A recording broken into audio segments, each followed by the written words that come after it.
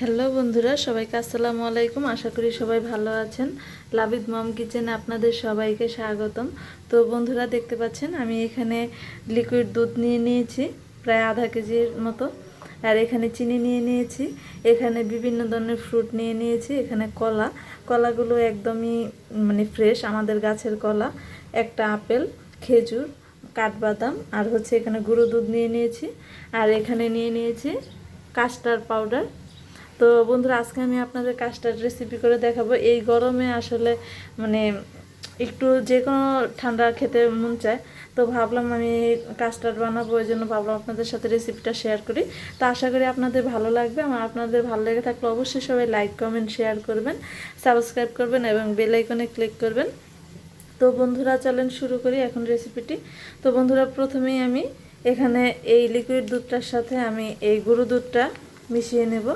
তো গুঁড়ো দুধটা আমি দিয়ে দিব। গুঁড়ো দুধটা দেওয়ার একটাই কারণ গুঁড়ো দুধটা দিলে ফ্লেভারটা খুবই ভালো আসে আর খেতেও খুব ভালো লাগে। তো আমি সবসময় গুঁড়ো দুধটা ব্যবহার করি। তো বন্ধুরা, গুঁড়ো দুধটা আমি ভালো করে দুধের সাথে মিশিয়ে নেব।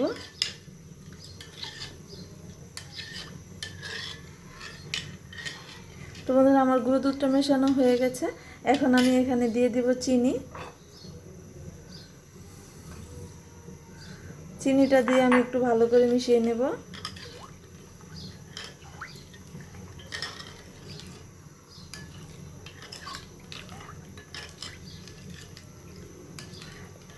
তো বন্ধুরা, দেখতে পাচ্ছেন আমার চিনিটা দেওয়ার পরে এখানে দুধের উপর কিছু কিছু কালো কালো ময়লা দেখা যাচ্ছে। অনেক সময় চিনিতে ময়লা থাকে, অনেক সময় বিভিন্ন ধরনের ময়লাই থাকে বা পিঁপড়ে থাকতে পারে। তো চিনিটাকে অবশ্যই যখন দুধের সাথে গোলানো হবে তখন এটা দুধটা একটু ছেঁকে নিতে হবে। ছেঁকে নিলে তাহলে কোনো ময়লা থাকবে না। তো বন্ধুরা, আমার চিনিটা যখন গলে যাবে তখন আমি এটাকে একটু ছেঁকে নেব।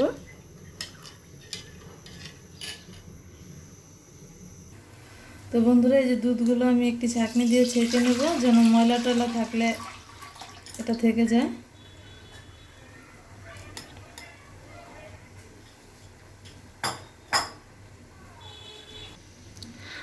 তো বন্ধুরা, দুধগুলো ছেঁকে দিয়েছি। তো দুধটা ফুটে ওঠা পর্যন্ত অপেক্ষা করব। তো দুধটা ফুটতে থাক, এই ফাঁকে আমি অন্যান্য কাজগুলো করে নিই।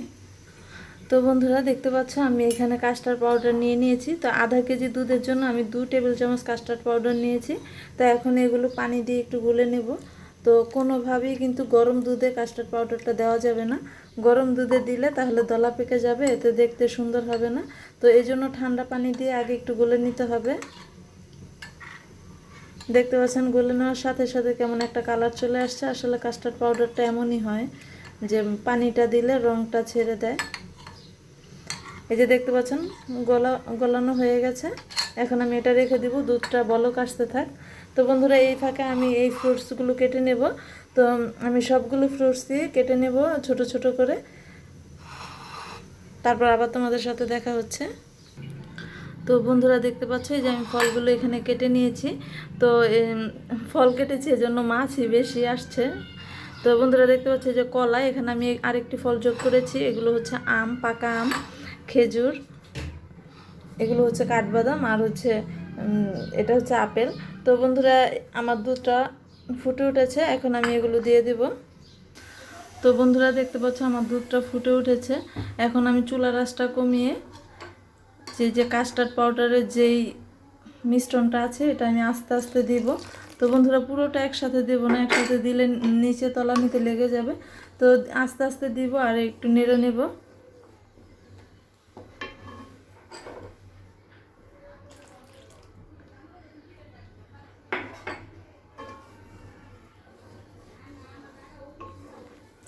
তো বন্ধুরা, কাস্টার্ড পাউডারটা দিয়ে বেশিক্ষণ চুলায় রাখার প্রয়োজন নেই। তো বন্ধুরা, এখন আমি এগুলো নামিয়ে নেব।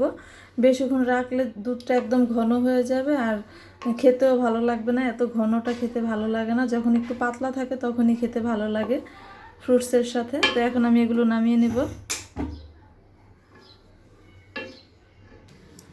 তো বন্ধুরা, এই যে দেখতে পাচ্ছ আমি নামিয়ে নিয়েছি।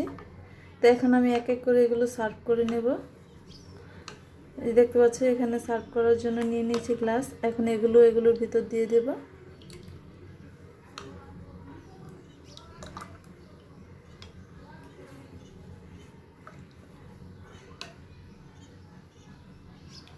তো বন্ধুরা এখন আমি এক এক করে সবগুলোর ভেতর দিয়ে দেব। তো বন্ধুরা দেখতে পাচ্ছ আমি সবগুলো গ্লাসে দিয়ে দিয়েছি। এখন আমি এখানে এক একটা গ্লাসে এক একটি করে ফ্রুটস দিয়ে দেব।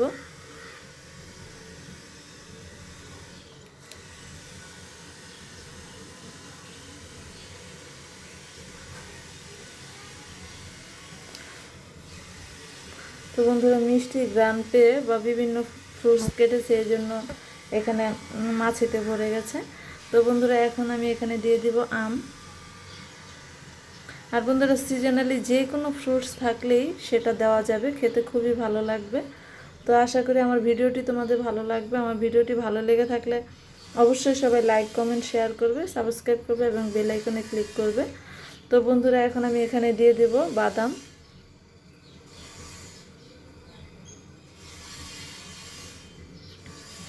আর এই খাবারটা খেতে খুবই ভালো লাগে, বাচ্চারাও খেতে খুব পছন্দ করে, তাই আশা করি তোমাদেরও ভালো লাগবে। তো এখন আমি এখানে দিয়ে দেব আপেল।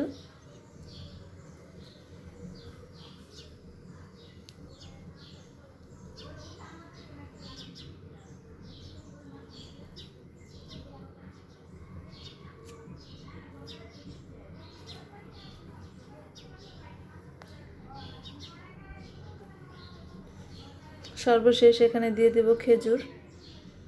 খেজুরটা অনেকে দেয় না, আবার অনেকে দেয়, খেতে ভালোই লাগে খেজুরটা দিলে। তো আবার অনেকে আঙুর বা মানে আনার এগুলো দেয়। তো আমিও দেই, যখন যেটা ঘরে থাকে তখন সেটা দিয়ে বানিয়ে খাওয়ার চেষ্টা করি। আসলে ঘুরে ফিরে সব কিছুই খেতে হয়, সব ফল খেলেই ভালো লাগে।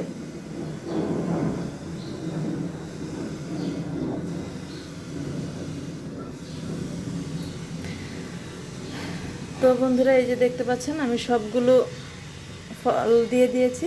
তো আমার ভিডিওটি কেমন লাগলো অবশ্যই আপনারা কমেন্টস বক্সে জানাবেন। ভালো লেগে থাকলে অবশ্যই একটি লাইক দিবেন। তো আশা করি আপনাদের ভালো লাগবে, আর আমার চ্যানেলটা অবশ্যই সাবস্ক্রাইব করে রাখবেন। তো বন্ধুরা আজকে এই পর্যন্তই, সবাইকে ধন্যবাদ আমার ভিডিওটি দেখার জন্য। আসসালামু আলাইকুম, আল্লাহ হাফেজ। আর বন্ধুরা আরেকটি কথা বলে নেই, ভুলেই গেছি, এগুলো কিন্তু অবশ্যই এই ডেজার্টটা ঠান্ডা করে খেতে হবে। তো এভাবে আমি সার্ভ করে নিয়েছি। আপনারা ইচ্ছে করলে যে কোনো একটা বোলের ভিতরে এগুলো রেখে সবগুলো ফ্রুটস দিয়ে একটু ফ্রিজে নর্মালে রেখে দেবেন। তো খাবার সময় একটু নামিয়ে খাবেন 1-1.5 ঘন্টা পরে, তাহলে খেতে আরও খুব ভালো লাগবে। তো আমিও এখন এটা এইভাবেই ঠিক একটু ফ্রিজে রেখে দেবো নর্মালে, তারপর নামিয়ে খাবো। তো আশা করি আমাদেরও ভালো লাগবে। তো বন্ধুরা আজকে এই পর্যন্তই, সবাইকে ধন্যবাদ। আসসালামু আলাইকুম, আল্লাহ হাফেজ।